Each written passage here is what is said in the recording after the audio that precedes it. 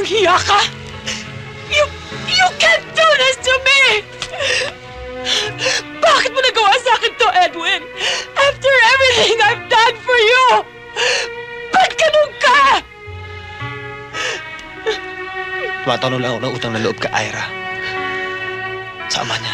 At sa akin, hindi ka tatanong ng utang na loob. Marami rin naman ako nagawa para sa'yo, ha? Ako ang nagpatuloy ng pagpapaaral sa'yo, remember? Itinuro ko sa'yo pasikot-sikot ng pagpapatakbo ng negosyo. Tinulungan kitang umunlad ng asyenda. Pinakilala kita sa buong lipunan. Nang dahil sa akin, umunlad ka! I made you! Tapos ito lang igaganti mo. May utang na loob din ako sa'yo. Hindi ko kakalimutan yun. Habang buhay kong tatanawin yun. Daluwag mo akong talikuran na parang may red tide. Tayong pakasal. Magkaiba tayo. Mababa ako, mataas ka. Nalulula ako pagkasama kita. Nanliliit. Humanap ka ng kapareha mo. Ayoko ng iba. Ang gusto ko, ikaw. I'm sorry. Pero desidido na ako.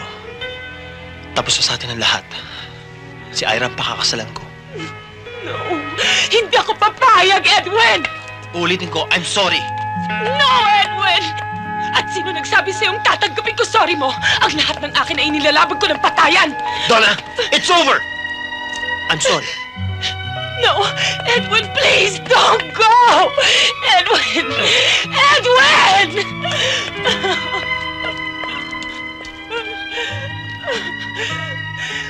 Mark my word, Edwin! Hindi ka mapupunta sa akin ang noche na yan. Dahil akin ka lang. Akin lang! Si Joey, boyfriend mo na ba?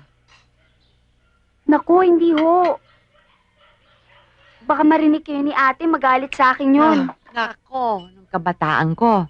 Ha? Yan si Joey, hindi makakalpa sa akin.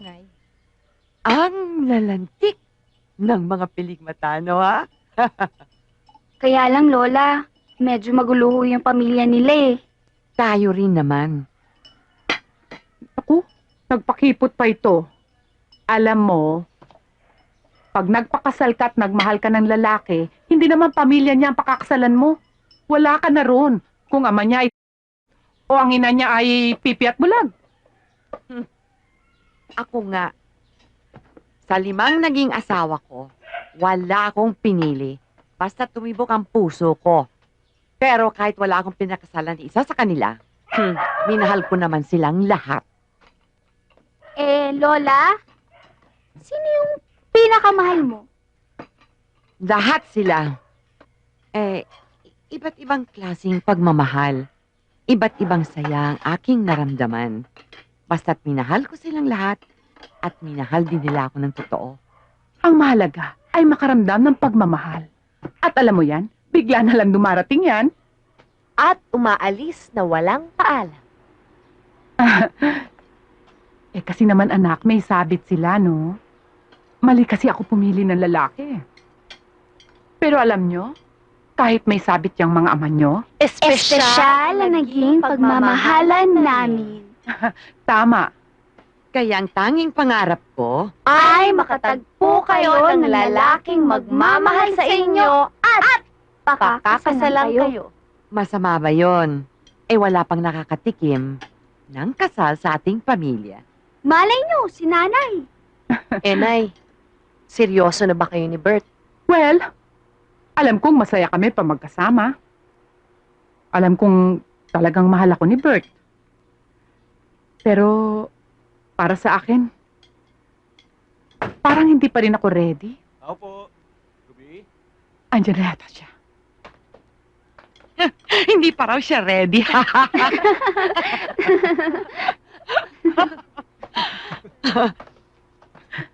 Magandang hapon po. Magandang hapon Magandang naman. hapon po, Lola. Para sa inyo po pala. Salamat. Ganda-ganda mo, Nay. Flawless na flawless ka. Ay, thank you. Oo. Hindi kaya tayo makasuhan ng... Dida. Nagmerienda ka na? O, sige. Hoy, wala ka Okay. pang assignment na gagawin? Mag-aral ka na, ha? Eh, ate. Asa, wag kang tatayo dyan. Sayang itong meriendang hinanda natin. Mamaya ka na mag-aral. Joey, maupo ka muna. Mahilig ka ba sa kutsinta? Oo, paborito ko nga yan. Bagong gawa namin to. Shall we begin? Yes. Hawak ko rito sa harap ko ang testamento ni Don Vicente.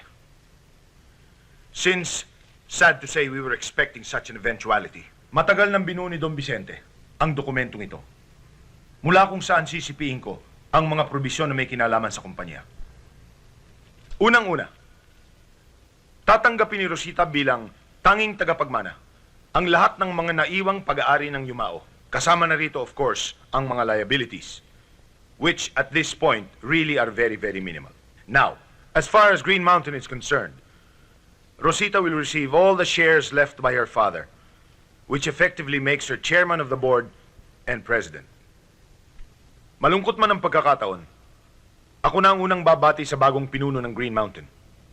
Congratulations. Salamat. Furthermore, kahilingan ni Don Vicente na sa kanyang pagyao, nahirangin ng pamunuan bilang bagong executive vice president ang kanyang punong katiwala, maliban kay Rosita na si Ernie Azurin. Thank you. Kailangan pa natin pagbutuhan yan, formally. Pero kung yan ang kahilingan ng papa, wala akong tutol. Congratulations then, Ernie. Well, I guess that's just about it. Except for a few minor details and mechanics. Igagawa ko kayo ng mga kopya at padadala ko sa inyo ang mga papeles na kailangan pampirmahan. Salamat, Attorney. Salamat din sa pakikiramay at sa suportang ipinamalas ninyo. Sa panahong ito, hinihingi ko sa inyong lahat ang inyong tulong at pangunawa. Ang inyong kapatawaran, kung nararapat. For the company, for ourselves. And now before we go, I'd like to announce to you my first appointment. Sa posisyong iiwanan ko ngayon bilang Vice President for Special Projects, si Andy Abrigo.